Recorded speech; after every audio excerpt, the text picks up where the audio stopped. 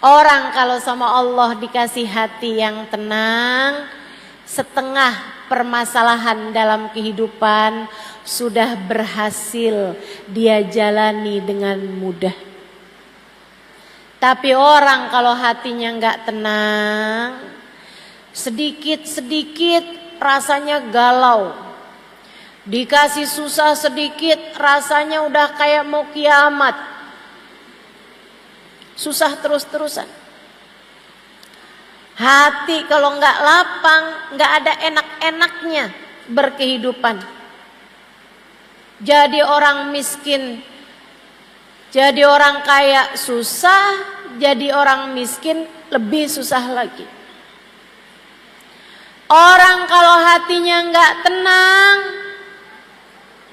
orang kalau hatinya nggak tenang, jadi orang pinter susah, jadi orang bodoh lebih susah lagi. Orang kalau hatinya nggak tenang. Makanya penting bagi kita untuk minta kepada Allah, Rabbi syrahli sadri. Ya Allah, lapangkanlah hatiku. Mudah-mudahan semua yang hadir Allah karuniai ketenangan hati. Semoga semua yang hadir dikaruniai kedamaian jiwa. Semoga semua yang hadir hatinya jadi hati yang mengerti, kenal Allah, ma'rifat pada Allah, sehingga hatinya senantiasa damai, insya Allah. Gimana caranya biar hati kita tenang? Nih, saya kasih beberapa tipsnya. Saudaraku sekalian yang saya muliakan, tips yang nomor 1, hatimu kalau mau tenang, hatimu kalau mau damai,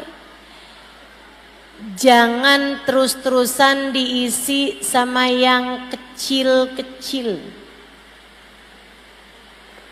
Nanti hatinya terus-terusan kecil. Hatinya terus-terusan sempit kalau kamu taruh dalam hatimu barang-barang yang kecil. Sebab hati itu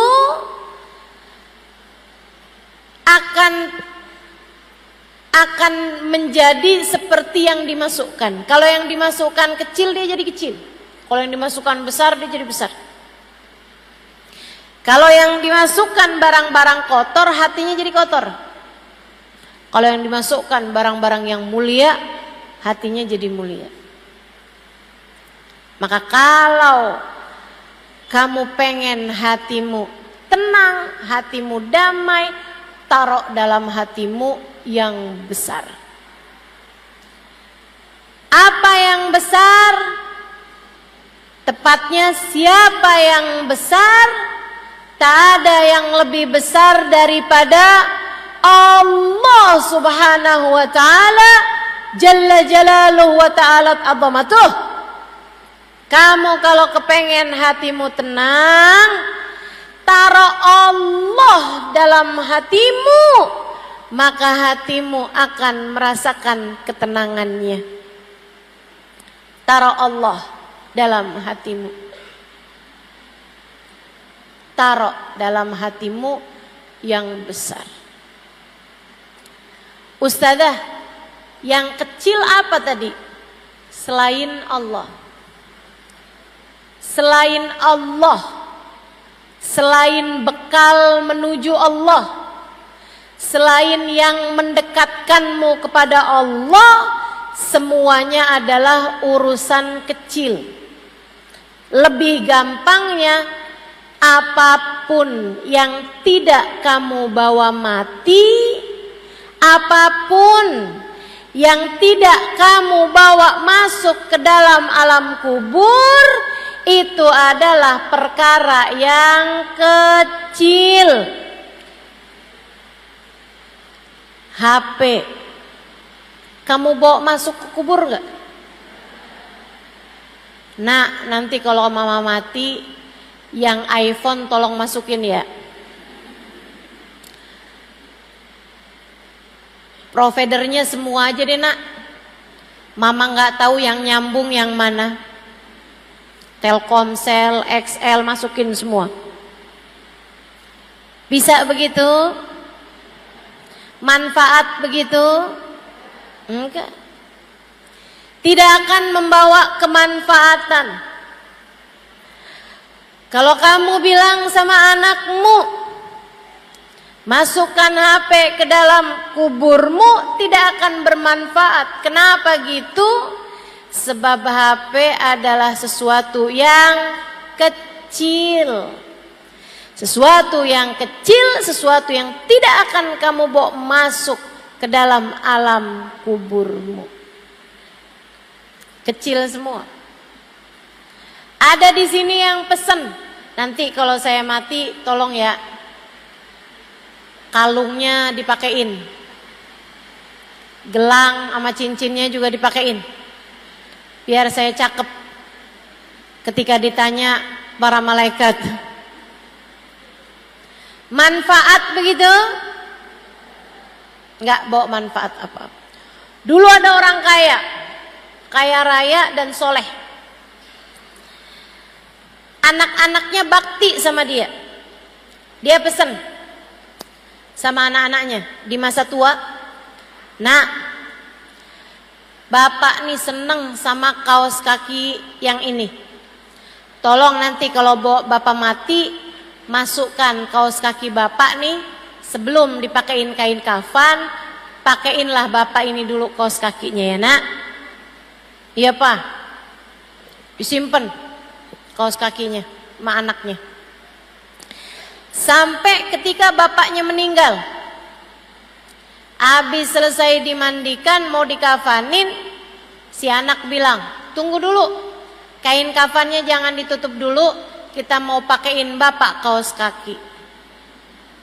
Akhirnya berantem sama yang tukang mandiin dan mengkafani jenazah. Gak boleh, jenazah gak boleh dipakein kaos kaki. Ah gak apa-apa, kita mau pakein bapak kaos kaki. Oh gak boleh, mana ada jenazah pakai kaos kaki. Mereka lagi berantem berseteru, datang teman bapaknya. Tunggu dulu, ini saya nih diminta sama bapak kalian buat bacain surat yang ditulis sama bapak kalian di waktu hidup. Saya diminta membacakannya di saat beliau meninggal sebelum dikafani. Suratnya bunyinya gini, anak-anakku sayang, kalian pasti sekarang sedang berusaha untuk memakaikan bapak kaos kaki. Nak, kata bapaknya, bapak nak gak minta dipakein kaos kaki. Akan tetapi bapak lagi mau mengajarkan kalian bahwasanya seberapapun banyak harta yang kita punya, tidak ada satupun yang bisa kita bawa masuk kuburan. Jadi Bu, Kak, Dek, sama harta dunia biasa-biasa saja. Jangan terlalu, jangan kebangetan, jangan ambisi, jangan rakus sama dunia. Biasa-biasa aja. Bayangkan kalau kamu mati, kamu bawa apa enggak itu? Kalau kamu tahu, iya ya, saya mati juga nggak akan saya bawa. Jangan bela mati-matian apa yang tidak kamu bawa mati. Jangan kejar abis-abisan apa yang tidak kamu bawa mati.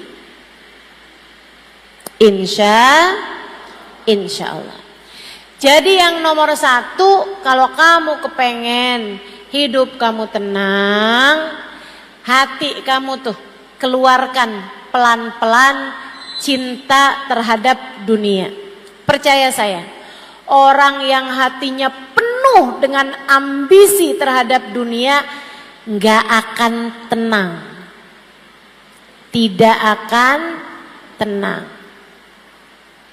Kamu kalau lihat, orang itu tenang banget ya, itu pasti karena hatinya nggak terlampau cinta dunia. Pasti. Kalau kamu lihat, Habib Umar tuh ya, Masya Allah, kayak tenang banget. Itu Bu, syarat utamanya nomor satu, tidak cinta dunia. Saya ingat satu cerita, Habib Umar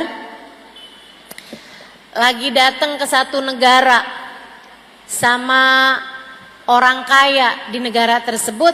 Habib Umar dikasih hadiah tongkat. Habib Umar terima, makasih. Karena memang ajaran kami, ajaran kita, ajaran yang diajarkan oleh guru-guru kami, kalau dikasih jangan ditolak, kalau nggak dikasih jangan minta. Ini teori kita nih terhadap urusan dunia. Kalau dikasih jangan ditolak, kalau nggak dikasih jangan minta. Habib Umar dikasih tongkat itu, diterima sama Habib Umar. Makasih, jazakallah khair segala macam. Habib Umar kemudian dikasih tahu, udah diterima nih sama Habib. Habib bawa jalan tongkat itu, dikasih tahu, maaf Bib, itu Bib tongkatnya dari gading gajah, harganya hampir 1 miliar. Kalau duit kita nih harganya hampir 1 miliar, ratusan juta. Tongkat dari gading gajah. Bu, gading gajah Bu, mahal. Karena tak ada gading yang tak retak. Gak nyambung ya. Pokoknya susah lah dapatnya si gading ini. Jadi harganya mahal. Dia tuh cerita sama Habib Umar, ngasih tahu bahwa itu gading gajah, mau ngasih tahu bahwa ini barang mahal. Orang dunia urusannya mahal murah. Tapi Habib Umar orang akhirat yang hatinya nggak ada urusan dunia. Hati Habib Umar isinya adalah Allah Subhanahu wa ta'ala dan Rasulnya. Ketika dikasih tahu bahwa itu gading gajah, yang dipikir sama Habib Umar barang najis nih. Barang najis. Karena gading gajah hukumnya najis, teman-teman. Habib Umar langsung ngambil tisu. Habib Umar tetap pakai tuh tongkat, tapi dilapisin tisu biar nggak langsung kena ke kulit beliau, karena hukumnya gading gajah adalah najis. Habib naik kapal, waktu itu ada perjalanan beliau naikin kapal. Habib naik ke apa tuh namanya, anjungan kapal, keluar dari kapal sampai ke pojokannya kapal tuh.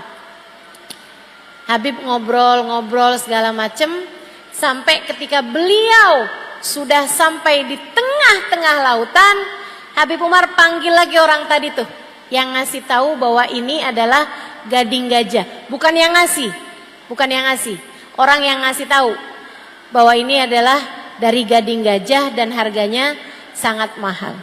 Habib nanya, ini gading gajah beneran? Iya Bib. Mahal Bib. Gading gajah yang itu kan, dari gajah itu culaknya, kata Habib, gadingnya. Iya Bib, bener Bib. Bismillah. Beliau kemudian bilang sama muridnya, ini dari gading gajah yang najis itu kan. Tahu kan kalau santrinya hukumnya. Dia bilang betul Bib. Bismillahirrahmanirrahim, beliau lemparkan ke lautan. Orang lihatnya yang duit beterbangan. Habib Umar ngelihatnya barang najis, tidak boleh digunakan. Beliau melemparkannya ke lautan begitu saja. Dibuang sama Habib. Najis kata Habib. Masya Allah. Sama kayak kalau ada di antaramu yang pakai tas dari kulit buaya. Kulit buaya beneran, bukan buaya darat. Itu kan hukumnya najis. Saudaraku sekalian saya muliakan, karena di hatinya nggak ada cinta dunia, Bu. Orang yang kayak begini hatinya tenang terus-terusan, nggak kebanyakan mikirin angka. Kamu kalau kepengen rumah tanggamu tenang, jangan kebanyakan ngomongin uang sama suami. Saya kasih tahu, Ustazah saya berantem mulu. Ya kamu tiap lihat suami ngajuin proposal, bayar ini sekian, bayar ini sekian, bayar ini sekian. Ya suami mumet, suami pusing. Yang asalnya hatinya lagi tenang, langsung jadi nggak tenang. Yang mau minum kopi biasanya enak gitu kopinya. Oh begitu habis diomongin, gimana ya kita mesti bayarannya anak-anak, mesti yang begini, mesti token listrik habis, gas habis, ini habis, pulsa saya habis. Wah itu udah pusing lah gitu. Rumah tanggamu jadi tidak tenang. Jangan kebanyakan ngurusin urusan-urusan yang kecil. Ustazah kalau nggak diurusin kan nggak beres. Nggak gitu maksud saya. Yang harus kamu urusin. Tapi yang nggak perlu kamu urusin, jangan kebanyakan ada dalam pikiran kamu. Cara dapetin uangnya, cara dapetin rizkinya, kamu hanya perlu menjemput rizki. Cara rizki itu sampai kepadamu, biarkan jadi urusan Allah. Teman-teman saya sekalian, kamu hanya perlu menjemput rizki. Apa sih Ustazah bedanya? Nih, ada nggak di antara kita nih datang ke sekolah TK, kemudian kita tungguin TK-nya bubar. Begitu anak-anaknya bubar, ada yang nanya gitu, kamu di sini ngapain? Saya mau jemput. Emang kamu punya anak? Enggak. Lah kalau nggak punya anak ngapain jemput? Kamu akan menjemput seseorang, menjemput anakmu dari sekolah karena memang kamu punya anak di sekolah tersebut. Artinya Allah nyuruh kamu menjemput rizki karena memang rizkinya sudah ada, diaturkan oleh Allah Subhanahu wa taala. Kamu hanya perlu menjemput saja. Kerja aja Bu. Jualan batik jualan aja. Kamu punya warung buka aja. Urusan bagaimana datang rezekinya biarkan jadi urusan sang pembagi rizki namanya. Biarkan jadi urusan sang penentu rizki namanya Allah Subhanahu wa ta'ala. Jalla jalaluhu wa ta'alat azamatuh. Tenang. Rezeki yang Allah tuliskan untukmu akan sampai padamu. Para ulama mengatakan, jika bahkan kamu nggak tahu alamat rezekimu, rezekimu tahu alamatmu, ia akan sampai kepadamu. Dah tenang aja, yang tenang. Kalau ada yang kamu masukkan dalam hati, jangan masukkan uang, jangan masukkan harta, jangan masukkan tas, jangan masukkan baju. Cukup hatimu masukkan di dalamnya Allah Subhanahu wa ta'ala. Hatimu akan jadi tenang. Jadi nomor 1, kalau pengen hatimu tenang, jangan cinta dunia. Jangan cinta dunia. Hatimu bakalan tenang. Kalau hatimu sudah kosong, sudah kecil dunia di hatimu, kamu akan jadi jauh lebih tenang. Itu 1.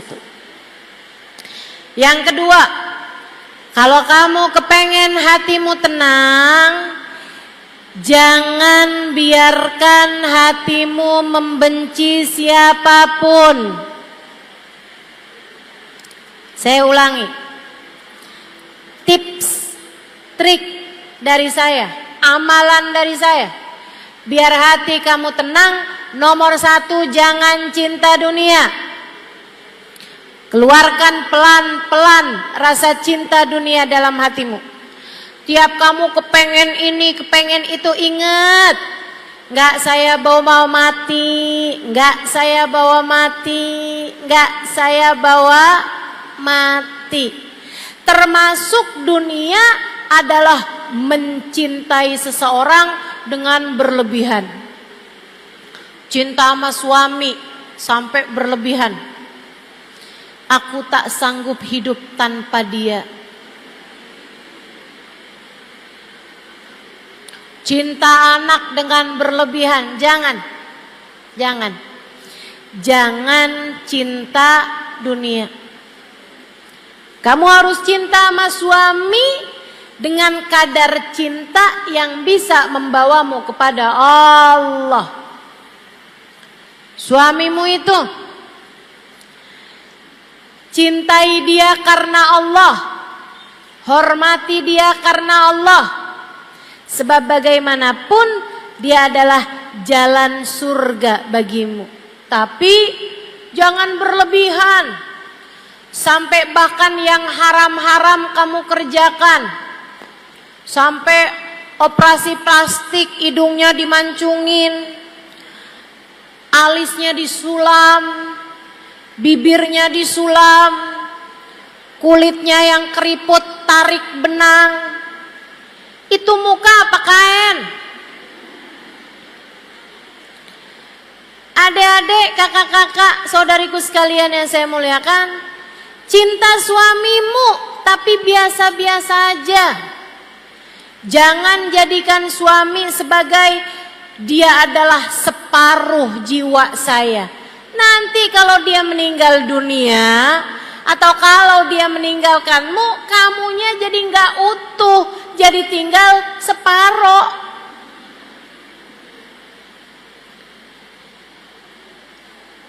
Jangan cinta dunia. Hati kamu bakalan tenang. Yang nomor 2, jangan benci siapapun. Hati kamu tenang. Selagi hatimu punya kebencian, benci sama fulanah karena dia godain suami saya, benci sama fulana karena gara-gara dia pacar saya nggak jadi melamar saya, benci sama si fulan karena gara-gara dia toko saya jadi nggak laku, sebab dia bikin toko di samping toko saya Akhirnya orang pada beli dari dia, nggak jadi beli sama saya. Kamu benci sama mertuamu karena suami kamu lebih mengutamakan dia daripada dirimu. Kamu benci sama saudara iparmu karena suami kamu sering ngasih-ngasih dia. Kamu benci sama saudaramu karena orang tuamu kamu rasa gak adil, lebih sayang sama dia daripada dirimu. Selagi hatimu masih punya kebencian kepada seseorang, hati kamu akan sulit untuk merasa tenang. Kamu pengen hati kamu tenang, keluarkan benci dalam hati kamu terhadap siapapun. Emang kenapa Ustazah? Emang gimana caranya Ustazah? Saya benci sama orang, benci Ustazah, ngeliat mukanya udah pengen muntah saya. Gimana caranya menghilangkan kebencian kepada seseorang? Dengerin saya. Kamu harus ingat, siapapun yang ada di atas muka bumi ini adalah hambanya Allah. Siapapun yang ada di atas muka bumi ini semua adalah hambanya Allah, makhluk ciptaan Allah. Mereka jadi begitu juga ada izin Allah. Bagaimanapun tidak ada sesuatu terjadi kecuali dengan takdir Allah. Kalau kamu bisa ngelihatnya begitu, insya Allah nggak akan ada kebencian di dalam hatimu kepada siapapun. Pada siapapun. Kalau kamu bisa lihat orang sebagai hamba-hambanya Allah, Bu, Kak, Dek, insya Allah.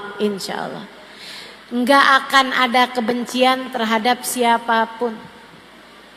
Sama kayak kamu lagi mau makan donat di hadapan calon mertua kamu. Oh, kamu udah seneng banget sama dia, seneng banget sama calon suami kamu nih. Kamu datang ke rumah calon mertuamu, Dek. Kemudian kamu disuguhin makanan. Orang tersebut bilang, makanan ini saya yang bikin. Kamu makan donatnya, kamu tahu dia yang bikin. Ternyata ketika kamu makan, kamu gak suka karena donatnya gak enak. Berani gak kamu lemparkan donat tersebut, kemudian kamu bilang, "Tih, gak enak donatnya." Berani gak? Gak berani. Kenapa begitu? Di hadapan yang bikin. Kamu tahu ketika donatnya kamu kata-katain, donatnya gak bakalan bales. Kalau kamu bilang, "Ih, donatnya gak enak," donatnya gak bakalan bilang, "Kamu juga jelek." Gak bakal. Akan tetapi yang bikin, yang punya donat tersebut sedang menatapmu dan dia berkata, "Ini adalah buatanku."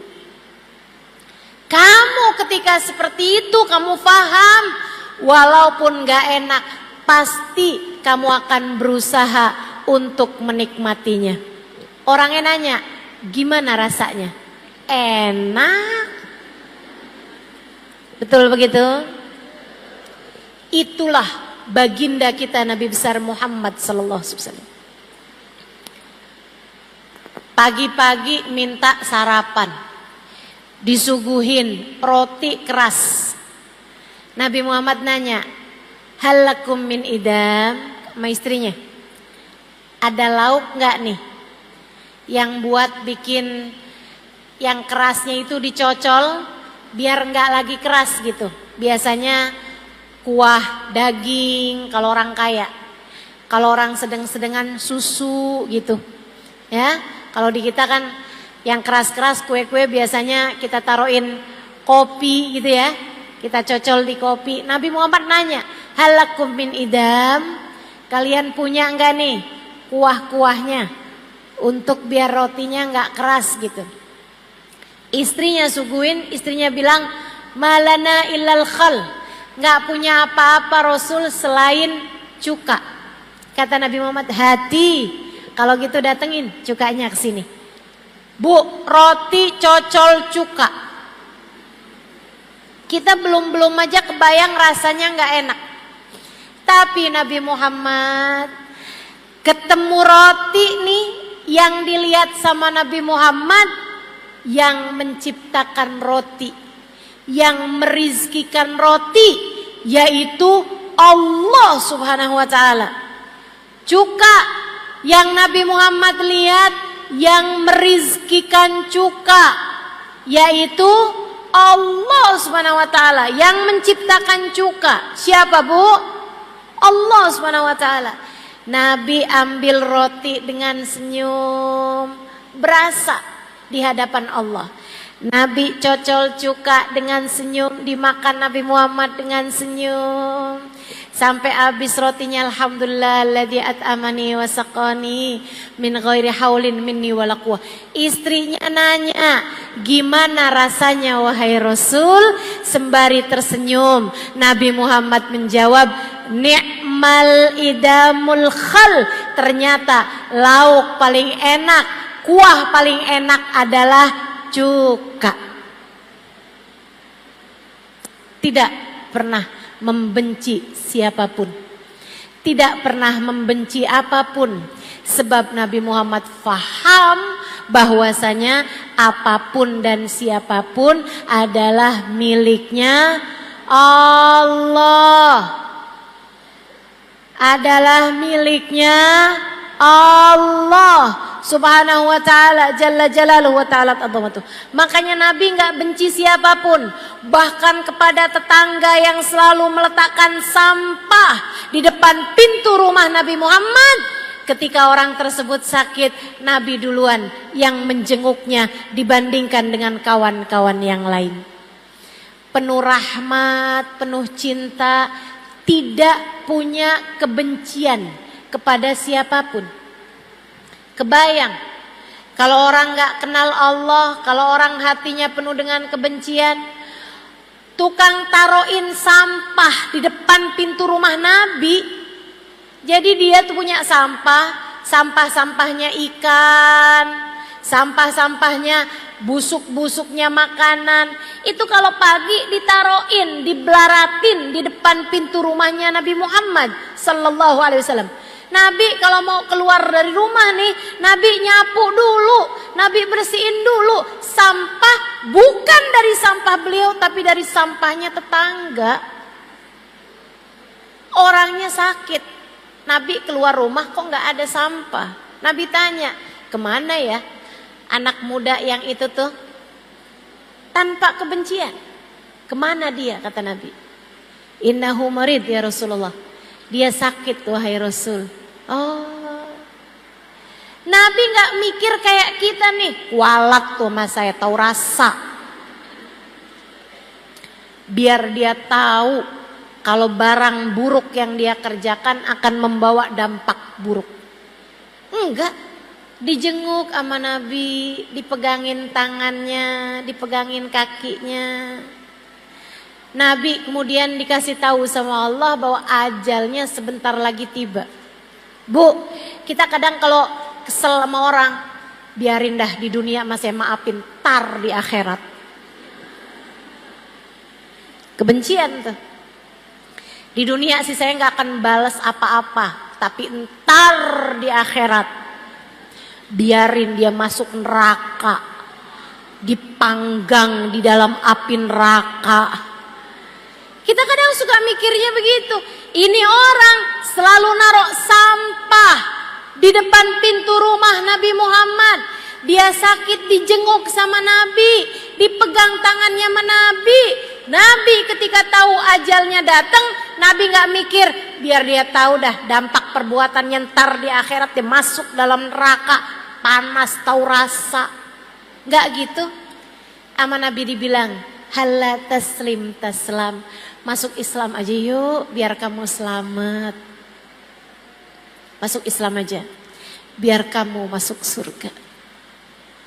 Masuk Islam aja biar kamu bahagia. Orangnya ngelihat ke arah bapaknya. Bapaknya ngangguk dengan lelehan air mata.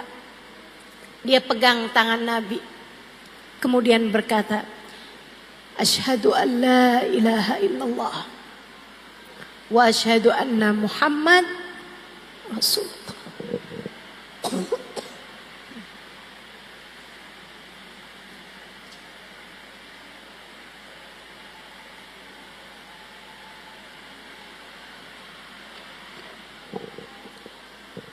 Kenapa Nabi Muhammad bisa sepenuh cinta itu kepada siapapun?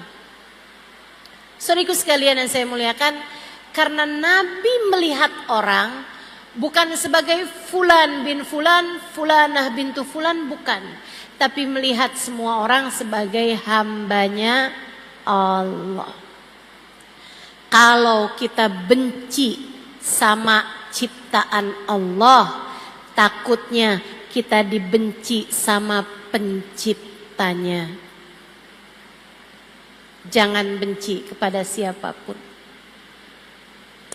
Kalau kamu bisa hilangkan rasa tersebut dari dalam hatimu, saya berani jaminkan bahwa hatimu akan jauh lebih tenang. Makanya nih, Lebaran, halal lebih halal. Siapapun aja yang pernah bikin salah sama kamu, saya sarankan padamu, maafkanlah dia. Saya nggak kesian sama orang itu yang udah bikin salah sama kamu. Enggak, saya nggak kesian, saya nggak kenal juga. Saya kesian sama kamu.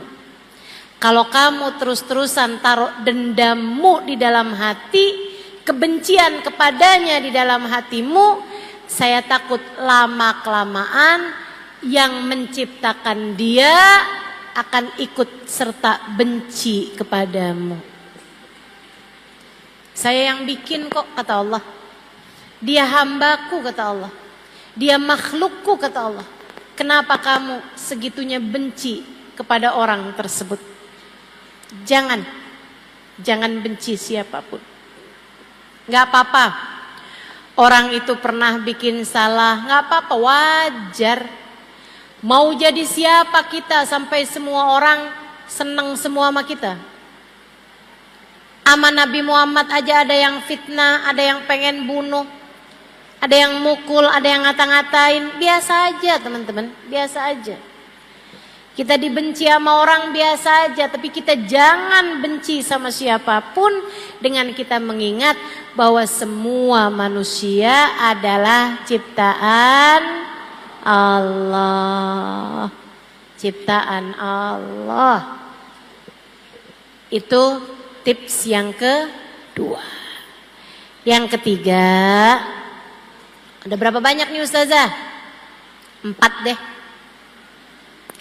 Yang ketiga, kalau kepengen kamu hatinya lebih tenang, berusahalah untuk selalu berzikir. Berusahalah untuk selalu ingat sama Allah.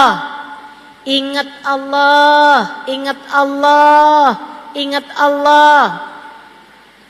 Lagi kamu sakit, ingat yang ngasih sakit adalah Allah.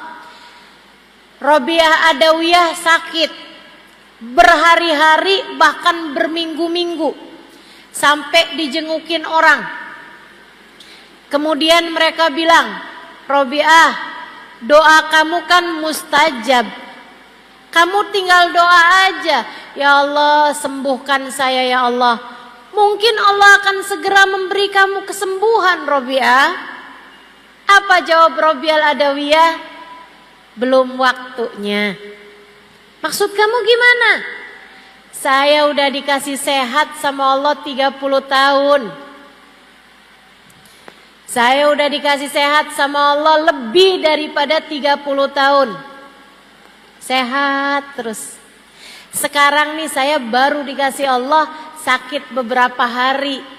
Malu saya mau minta segera diberi kesembuhan. Nanti kalau sakit saya sudah lebih daripada 30 tahun, baru saya akan minta diberi kesembuhan dari Allah. Keren banget gak tuh? Sebab dia faham sakit semuanya adalah dari Allah. Lagi dikasih kesulitan, kita mesti faham. Yang ngasih kita kesulitan adalah umur udah hampir 30 tahun belum datang jodohnya. Kamu harus paham, yang bisa ngasih dirimu jodoh adalah. Lagian nikah tuh bukan tentang siapa yang paling cepat, akan tetapi tentang bertemu dengan orang yang tepat. Jadi tenang aja dek, adik-adik jomblo, tenang aja. Kalau Allah tahu kamu perlu, kamu bakal dikasih. Kalau belum dikasih, artinya Allah tahu kamu belum perlu. Nikmati aja. Ibu-ibu, kakak-kakak yang udah nikah, kemudian belum dikasih anak sama Allah, tenang. Allah tahu kamu belum perlu. Kalau Allah tahu kamu perlu, bakal dikasih sama Allah Subhanahu wa taala. Tenang. Yang tenang. Kita ini semuanya gak akan apapun terjadi kecuali dengan izin Allah. Maka hati kamu tuh terus-terusan aja ingetin Allah, Allah, Allah, Allah. Fahamilah, tak ada apapun terjadi melainkan semuanya dengan izin Allah. Tuh, rezeki kamu dikasih berapa, semuanya dari Allah. Muka kamu diciptakan seperti apa, itu semuanya adalah dari Allah. Nggak usah pusing-pusing mau berangkat ke Korea buat operasi plastik. Nggak usah. Dah dinikmati aja. Dinikmati aja semuanya. Saudaraku sekalian yang saya muliakan, yang punya suami, silakan dinikmati suaminya. Nggak usah susah-susah, sebab apapun yang terjadi semuanya adalah dengan izin Allah. Dengan izin Allah. Dah dinikmati aja. Punya suami ganteng, alhamdulillah. Nggak usah susah-susah nonton drama Korea. Nontonin suami aja. Punya suami kurang ganteng atau gantengnya nggak kelihatan, yang kelihatan nggak gantengnya, alhamdulillah, dinikmati aja, jaganya nggak susah, nggak ada yang mau sama dia, dinikmati aja. Kita bilang makasih ya Allah, semua yang darimu adalah indah. Wa kullu fi'lik jamil. Semua darimu indah ya Allah.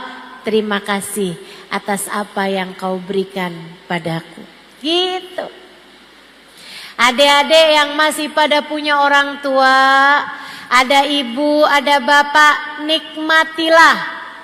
Ingat Allah, cari Allah pada diri orang tuamu.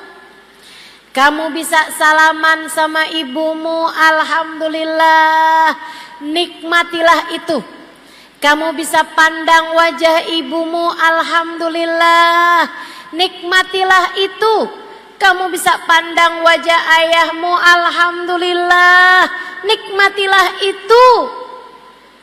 Kalau datang waktu kamu kehilangan salah satu dari keduanya, kamu pasti akan merindukan kenikmatan-kenikmatan tersebut. Dinikmati aja semuanya. Ingat Allah, Allah, Allah. Yang ngasih semuanya adalah Allah. Lagi sakit, alhamdulillah, makasih ya Allah. Buat ngapusin dosa. Sakit itu penghapus dosa. Ingat Allah saat sakitmu. Ingat Allah saat sehatmu. Ingat Allah saat susahmu. Ingat Allah saat mudahmu. Dengan cara itu hatimu akan jauh lebih tenang. Terakhir, kalau kamu pengen hatimu tenang, hatimu tuh taruhkan di dalamnya rasa cinta kepada manusia yang paling tercinta di sisi Allah, namanya Nabi Muhammad. Namanya Sayyiduna Muhammad. Junjungan kita baginda Nabi besar Muhammad. Bu, saya udah banyak ketemu orang-orang yang hatinya tenang karena mereka punya rasa cinta yang besar kepada baginda Nabi besar Muhammad. Semakin besar cintanya kepada Nabi, hatinya menjadi semakin tenang, hatinya menjadi semakin penuh cinta. Kenapa begitu? Karena orang kalau di dalam hatinya terdapat cinta kepada Nabi Muhammad, Allah akan turunkan cintanya Allah, rahmatnya Allah ke dalam hati tersebut. Dengannya hati orang tersebut menjadi tenang. Saya sarankan padamu, kalau kamu lagi takut, kalau kamu lagi galau, kalau kamu lagi khawatir, kalau kamu lagi gelisah, kalau kamu lagi emosi yang gak enak, apa aja rasanya, kalau kamu lagi datang cemburu, kalau kamu lagi datang susah hati, apapun aja.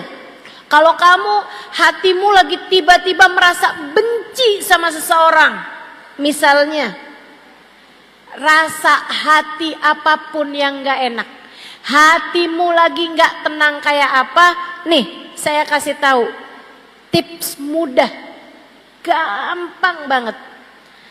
Kalau kamu lagi memungkinkan untuk berwudu, segeralah berwudu.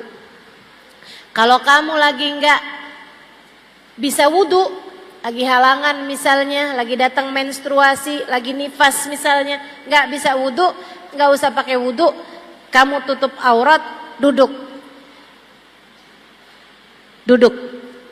ngadep kiblat, bacalah sholawat,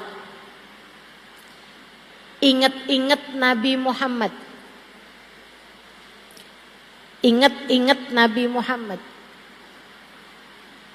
Kamu bilang, ya Rasulullah, saya umatmu. Rasul, saya umatmu.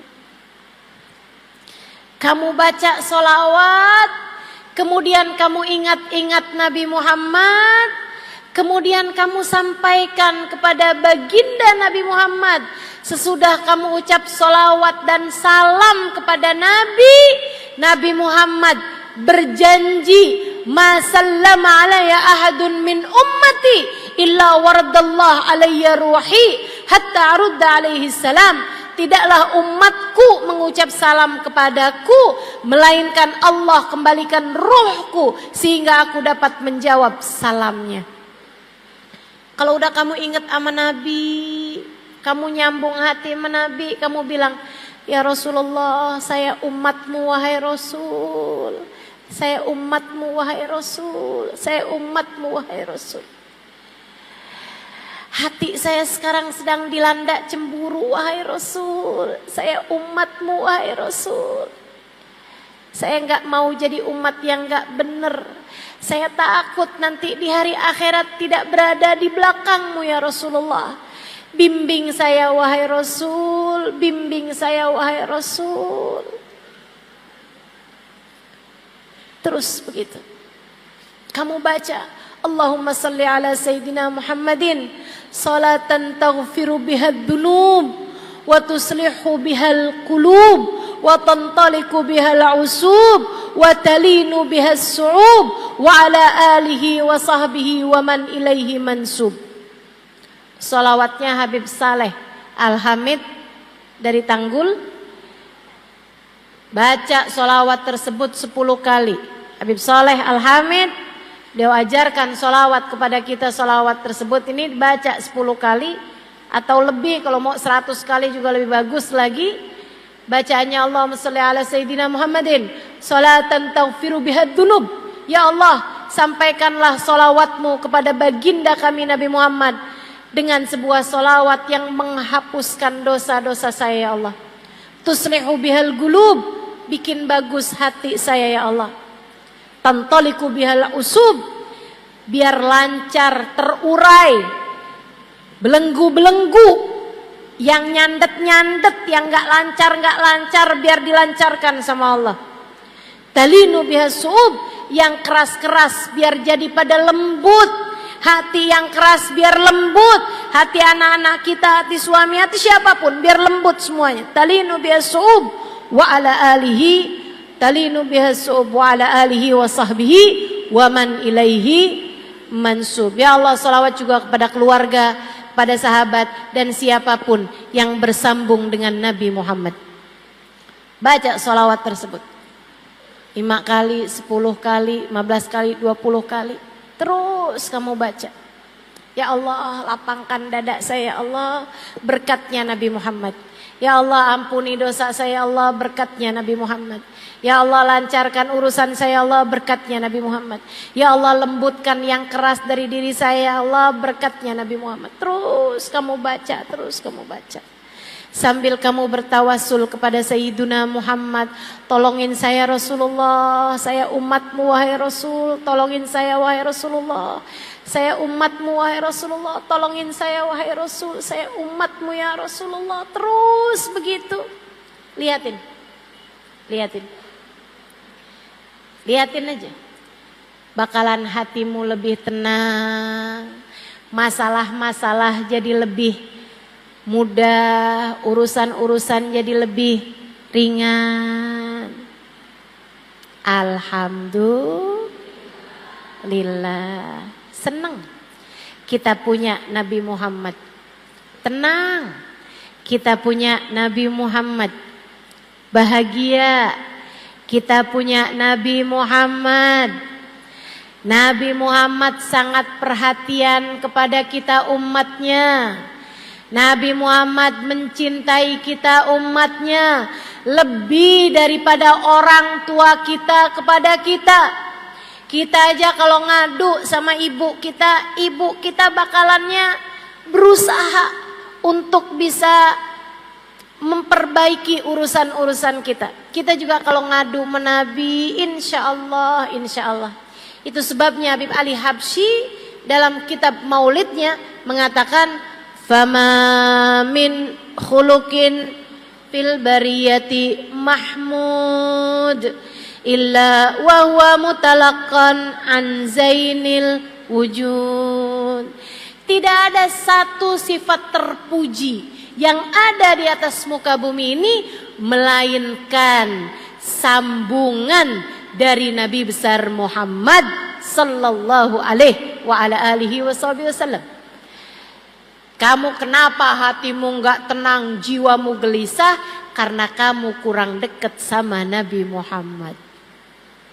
Deketin lagi nabinya, hatimu akan jauh lebih tenang.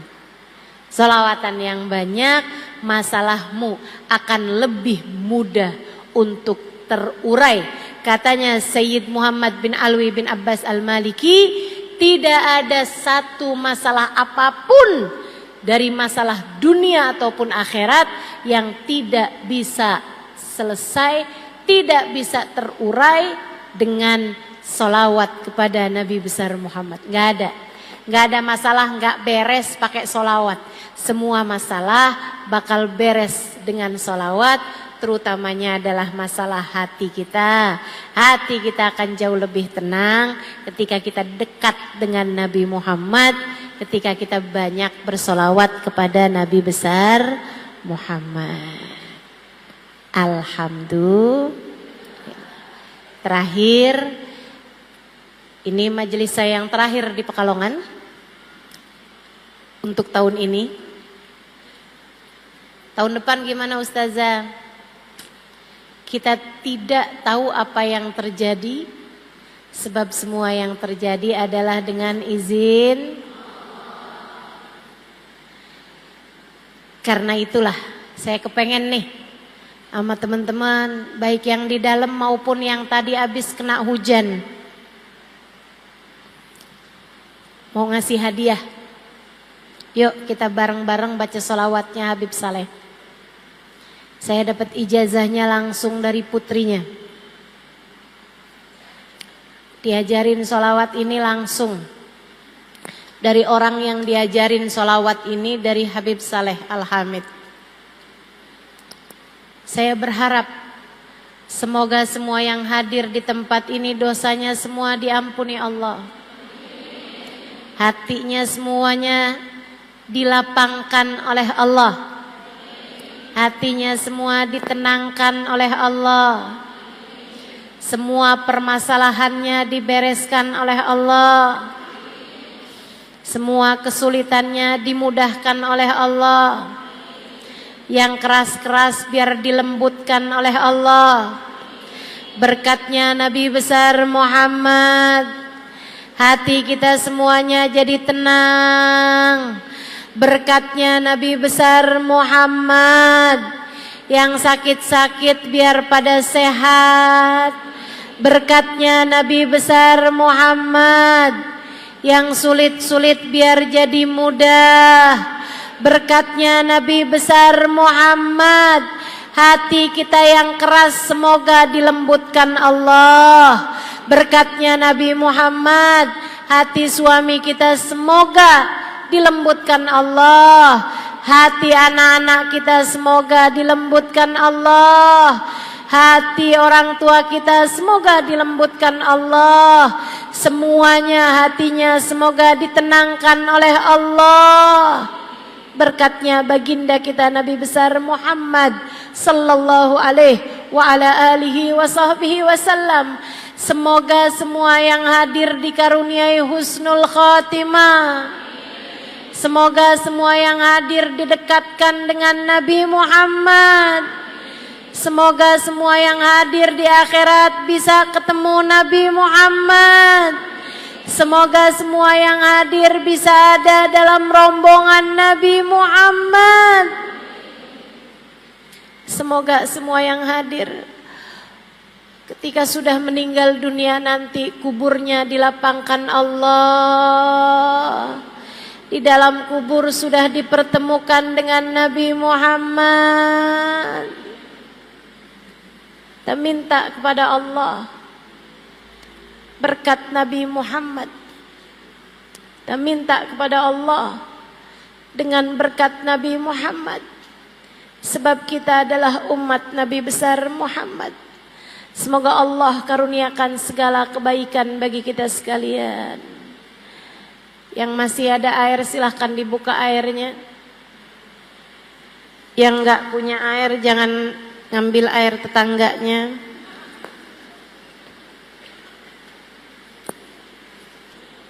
Innallaha wa malaikatahu yusalluna 'alan nabi. Ya ayyuhalladzina amanu sallu 'alaihi wa sallimu taslima. Allahumma salli 'ala sayyidina Muhammadin salatan taghfiru biha ad-dunub wa tuslihu biha al-qulub wa tantaliqu biha al-'usub وتلين بها الصعوب وعلى آله وصحبه ومن إليه منسوب اللهم صل وسلم على سيدنا محمد صلاة تغفر بها الذنوب وتصلح بها القلوب وتنطلق بها العصوب وتلين بها الصعوب وعلى آله وصحبه ومن إليه منسوب اللهم صل وسلم على سيدنا محمد صلاة تغفر بها الذنوب وتصلح بها القلوب وتنطلق بها العصوب وتلين بها الصعوب وعلى آله وصحبه ومن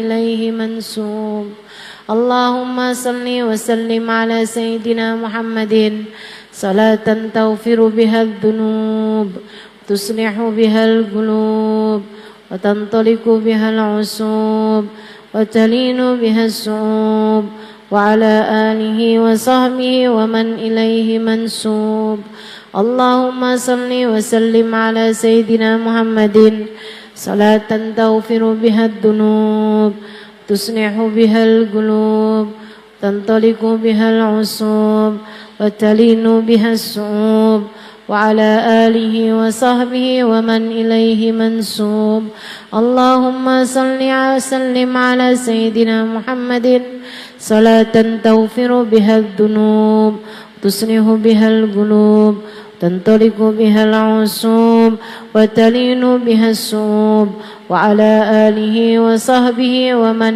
إليه منسوب اللهم صل وسلم على سيدنا محمد صلاة تغفر بها الذنوب تصلح بها القلوب تنطلق بها العصوب وتلين بها الصعوب وعلى آله وصحبه ومن إليه منسوب اللهم صل وسلم على سيدنا محمد صلاة تغفر بها الذنوب تصلح بها القلوب تنطلق بها العصوب تلين بها الصعوب وعلى آله وصحبه ومن إليه منسوب اللهم صل وسلم على سيدنا محمد صلاة تغفر بها الذنوب وتصلح بها القلوب تنطلق بها وتلين بها الصعوب وعلى آله وصحبه ومن